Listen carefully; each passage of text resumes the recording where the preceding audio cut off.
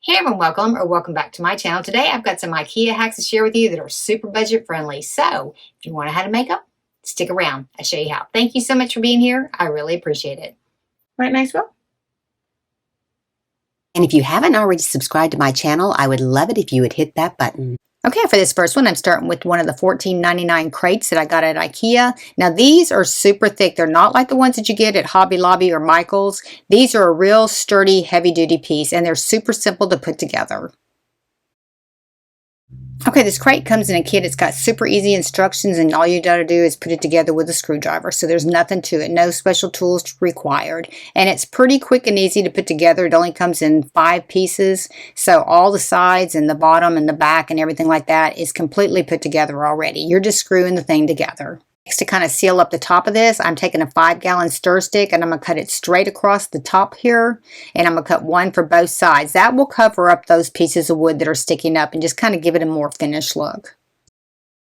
Next, I got these wooden candlestick holders from Hobby Lobby. You get like 5 of them in a pack, and I'm going to use 4 of these on the bottom here, just turning it over, and I'm going to put the flat part on the bottom, and that way I'll have more glue to hold on to that and it'll stay a little bit better. Now you always want to put your glue on first before you paint your piece, otherwise you won't have the strength with the wood touching the wood as you would before. So definitely don't paint it first, put your legs on, and I'm just kind of spacing these out away from that screw so that they do set flat once I turn this over.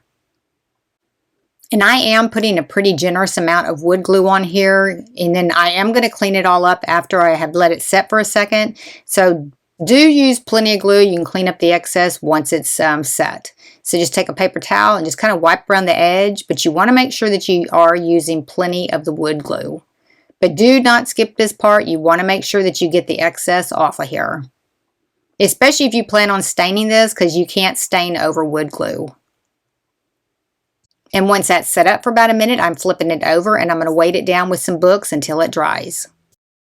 That's dried. I'm going to attach my 2 pieces of 5-gallon stir sticks that I cut, and I'm just going to use wood glue to attach these. Just put a generous amount on there and then just push it down, and then I am going to come back in with some clamps to clamp this in place, because I do want to make sure that this does set flush and that it is pulled tight. And I'm just going to go on each corner to pull these together and then just let that set until it dries.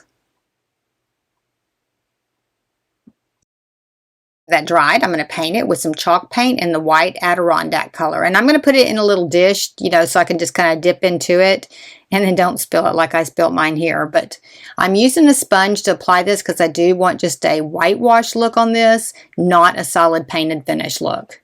So if you just kind of go real quickly with your sponge, you can just get a nice coating of whitewash and not a solid white. And I'm going to do the inside, the outside, the bottom, and the legs all the same color. And if you paint with these sponges, I'll give you the link for these in the description below. I get them on Amazon. You get quite a few in a pack, but your paint goes on real fast and it goes on real smooth. I highly recommend these. Get into corners and tighter places, you can just grab a sponge brush to do the rest of it. Okay, next I'm going to attach these handles to the side. I got these on Amazon. I'm just coming down about 1 inch from the top, and then I'm just going to eyeball this. I'm just going to mark them with my pencil. Use my nail setting tool to hammer it in so I can drill through these. And I'm going to drill through the whole thing, all the way through. And I'm just using a small drill bit on this. You don't have to use a big one at all, because they are little screws, so you really don't need anything but just maybe your smallest drill bit. And I'm just going to hand start my screws right here. And then I'm just going to take a regular hand screwdriver to screw these in, because they are small. You don't want to strip them by using something that has power. And they screwed in real easy, especially when you do a pilot hole. I'm going to add a matching handle to the opposite side. And just make sure you are measuring it so that you do have them matching. So I am coming down 1 inch from the top. Be sure and drill your holes and attach it exactly the same way. Next, I got these vintage rub-ons from Amazon. I'll give you the link for these in the description below. And I'm going to split mine in half, since I am going to put it on the face part of this. And we do have an open in the middle. So you're just going to cut your decal right in half. Just kind of watch what you're doing. Don't cut any off that's not supposed to be cut off. And then I'm going to apply my top part first, and then I'll apply my bottom part second. And there's a lot of transfers in that same kit. I'll give you the link for those, but I think that these are so pretty. Just kind of line it up real good because you want the decal to kind of come together when you put the other one on. So kind of get as close to the bottom part of that opening, and then just start rubbing it till it comes off. And then you're going to line your second piece as close to that piece as you can, just below that opening. Just kind of make sure you are getting it centered on there. And then do it exactly like you did the other one. Just keep rubbing it until it comes off. These are really good quality. I mean, they came off pretty easy. I mean, you do have to do a little bit of rubbing, but it does stay on. Once you get it on there, it's permanent. Give it a little bit more vintage look. I'm taking some Parisian gray chalk paint and a chip brush, and I'm just lightly distressing this. And I'm going over my decal too, just a little bit. And I'm not doing this heavy like I normally do. I'm just very lightly going over this. And I'm going to go over the entire piece. Okay, then to stage this, I got these two plants at IKEA, and I'm putting both of them inside of here, and I'm just going to kind of spread them out a little bit. And that was pretty much it. Look how pretty that is.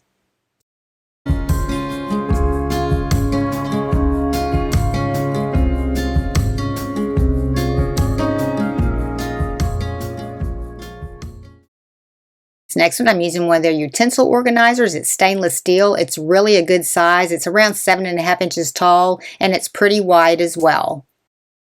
Okay, I'm going to go ahead and remove all my labels. I'm just using the heat source to do this so it'll come off real smoothly and it won't leave any residue. Next, I'm just going to wipe it down with some rubbing alcohol to make sure it's completely clean before I paint it. And then I'm going to paint it with a Krylon satin black paint. Next, I'm going to take a 1/2 inch dowel stick. This is a 1/2 inch square. And then I'm going to mark from the very center all the way to the edge, and I'm going to make a mark. And I'm going to cut 4 of these out. And these ended up measuring 2.5 inches each. Take some 220 grit sandpaper, and I'm going to sand all the ends until they're smooth. You don't want to skip on this step. You want to make sure that you do this step. Kind of double check your pieces just to make sure that they do overhang the edges before you start gluing them together. And then to glue these together, I'm going to lay out a piece of freezer paper. You can use wax paper, but it really does help because it doesn't stick the wood to your paper if you are using something like this when you're gluing it. And then go ahead and line up your pieces how they're going to be glued together. Just make sure that you got them together, and then just check your fitment one more time before you start gluing. Make sure that you have overhang on all 4 sides. And then I'm going to glue them together with wood glue. So I'm going to glue them at the end of each piece. I'm going to glue that one there, and then I'm going to remove the other one and glue it together. Then I'm just going to let it lay here until it dries. I'm not going to clamp these. Just make sure you do get them straight, and then just let them set and dry. And then you do want to take some time and get the wood glue that's oozing out off of there. And you can let this set up for about a minute before you do that if you want to. It still will come off there pretty easy. So I'm going to take this outside, and I'm going to spray the inside of this with that same satin black paint. Next, I'm going to make the legs for my little planter. I'm going to take my dowel stick, and I'm going to cut it at 4.5 inches. And I'm going to cut 4 of these exactly the same length. Next, I'm going to line up all 4 pieces. I'm going to come up 2 inches from the bottom. I'm going to draw a line, and then I'm going to take my square and draw a line across all 4 of them together. Taking my nail setting tool, I'm coming right into the center of the line on each one of those and tapping those open. That way I can drill my hole through them without it shifting.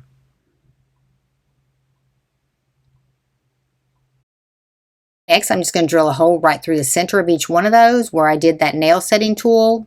And then I'm going to graduate up to the next size drill bit and re-drill them again.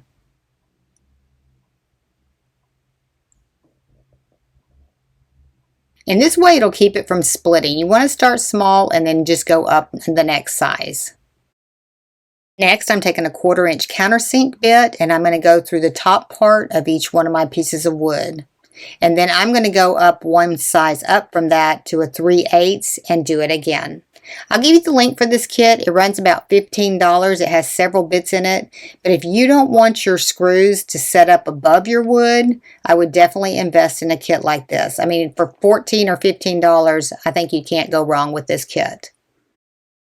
Okay, next I'm going to take my base and I clamped it to a piece of wood, and then I'm going to take a nail setting tool and hammer into each one of the leg parts where we're going to attach our legs. And you want to do that with each of them, and then drill a little pilot hole so that you can get it right through there without splitting your wood. Always drill a pilot hole when you have thin wood, otherwise you will crack it. And I'm going to do that with each side. To attach these, I'm using a 6 by 1 inch screw, and I'm going to start them through my piece of wood. I'm not going to go all the way through the back yet. I'm just going to get them all started. And then I'm going to take my base and I'm going to clamp it again to attach these.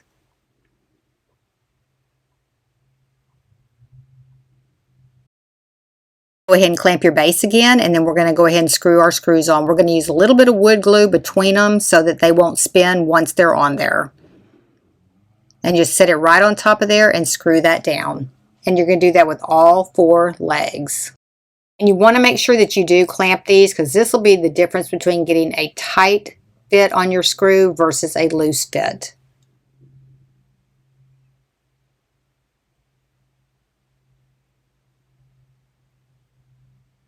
And then do the other 2 legs exactly the same way. Next, to cover up the screw holes, we're just going to take some Minwax color changing wood filler, and we're going to go over the top of each one of these. And you can put this on heavy for right now, and then we're going to come back in and sand it out once we're done. But you want to make sure that you are getting it inside that hole where that screw is, because we're trying to cover those up. And then you're going to let that dry, and when that dries, it'll dry with like a cream colored, and you won't see the purple anymore. That's how you'll know it's dry. Next, I'm going to lightly sand this with some 220 grit sandpaper. Just kind of get it to where it is flat. Next, I'm using some of the antique wax from Waverly, and I'm just using a paper towel to apply this, but then I ended up going back and doing it a little bit different. I did apply a bunch of it with a paintbrush and then went back with a soft rag to kind of blend it in.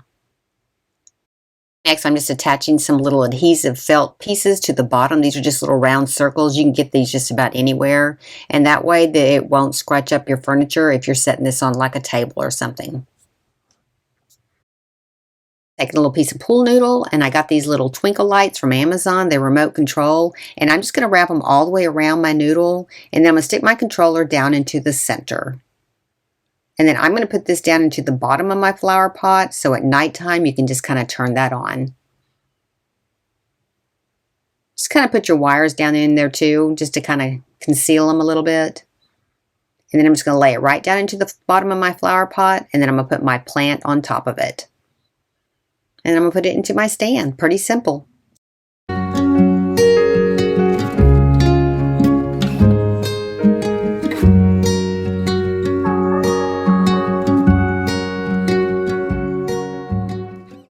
Okay, I picked up one of these vases. I really like the texture of this one and the size of it. And the price point came in at $2.99. Okay, and I'm just going to take a heat source to get my label off. This is a really good way to get your labels off. It just pulls them off pretty easily. And I'm going to use 2 of these 3 3/4 inch wooden coasters I got on Amazon. I'll give you the link for them. And then I'm using some of the 1 inch blocks that I got at Dollar Tree. And I'm just going to glue these inside of my vase so that I can glue the vase onto my wooden round. And I'm just using E6000 glue to attach these. Now when you attach them, you need to make sure that they go all the way down to the bottom of the glass, because that's what's going to attach to the wood. And I'm using both E6000 glue and hot glue to attach these. Now you're not going to see these in a little bit. We're going to cover all this up, but this is just how we're going to attach our wood. But make sure it is all the way down to the very bottom of the glass. You want to make sure that there's enough wood there to attach to your wood round. And you definitely want to use the hot glue with the E6000 glue so that your piece will dry, and then the E6000 will set up and make it permanent. And then you're going to put a little bit of glue on each piece there, and some hot glue too, and you're going to attach it to the center of your wood round. Just make sure that you do line it up so you have even amount all the way around. Our other wooden round, we're just going to put some E6000 glue and hot glue on the bottom part of our base, and we're going to glue that down. Just make sure that you push it down so it is flush. And try to make sure that you do get it centered. Okay, next I got this little plastic dessert bowl at Dollar Tree, and I'm going to do the same thing with the wooden rounds to attach it to my piece of wood. Now those are the little dessert cups that come like 6 to a pack. They're plastic, but they're pretty rigid. And you're just going to put your blocks inside of those with E6000 and hot glue, and you want to make sure that they go all the way down to the bottom so that you can glue them to that wood piece. And you can use anything for the top like that. You just need something that's domed. We're making a ginger jar. We're making a replica of a ginger jar.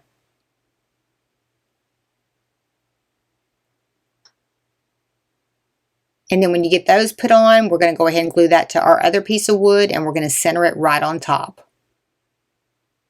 And don't worry if you get strings of glue inside there. It's not going to matter because you're not going to see any of this once we get done putting it all together. But just line it up and center it right on top of that piece of wood. Next, I'm taking this 1 1/4 inch bead. It's a bead with a flat bottom. You get them at Hobby Lobby, and I'm just gluing it right into the center. And next, I'm going to wipe the entire thing down with some rubbing alcohol because I am going to paint this. Just don't skip this part because anything that's on there and you paint it, you're going to see it. Okay, then I'm going to paint it with a flat white primer. And you want to do just light coats and then let it dry between times because you don't want any running on this. If you overspray it, you're going to have runs. Next, I'm taking a Minwax color changing wood filler, and I'm going to seal in between this section at the top and the section at the bottom. And that's where we glued those the lid onto, and then we glued the vase onto the wooden rounds. This way it'll be sealed up and you won't see any gap in it. And then once this is dried, it'll turn to a cream color, and that way you'll know that it is dry. But just keep going till you have it completely filled in because you don't want any gap between them, and then clean any excess off with the paper towels. You just kind of really want to make sure that you do have the seam between those two pieces and the bottom piece filled in. And I'm just using my finger and a paper towel. This is just super easy to do. Once it's dried, I'm just going to take a 220 grit sandpaper and kind of lightly go around the edges just to smooth it all out. And this really didn't take that much time. It went pretty fast. You just tried just to knock off what's left on there and smooth it out. Okay, next I'm going to use a white Adirondack chalk paint, and I'm going to paint my entire piece. To give it a vintage vibe, I'm taking some folk art French linen chalk paint, and I'm mixing it with a little bit of water just to thin it down a little bit. I'm just applying this with a sea sponge. I'm getting most of the paint off of it, and then I'm just going to dab it all the way around here. Now, I'm going to go fast on this so you can kind of see what I'm doing, but I am putting a pretty heavy coat on this. And you want to get every part of it, including the lid and the little knob at the top. If you don't like the vintage look, you could just paint this a color that you like, or you could even decoupage this piece. Next, to give it a little contrast, I'm coming in with some Waverly Mineral Chalk Paint. Now, I am not going to thin this one down because the consistency was already good. And I'm using the same sponge to apply this, and I'm going to apply this one pretty heavily. I do want a good contrast between the two. Just make sure that you get it pretty even, and then turn your wrist as you're doing it so you don't have the same pattern going the same direction all over the same place. Without adding any more paint to my little sponge, I'm just brushing this on here, kind of like painting it on, and I'm just going up and down on it and over all the ridges. This just gives it a nice color over the top of the whole thing where you can still see all the texture below it. It's kind of just kind of like a wet wash over the top of it, but it does nicely blend it all together. And then where you can't get with your sponge, just get a paintbrush and then just kind of do the same thing. Hey, and that's how that turned out. I think that turned out so pretty. Let me know what you think in the comments.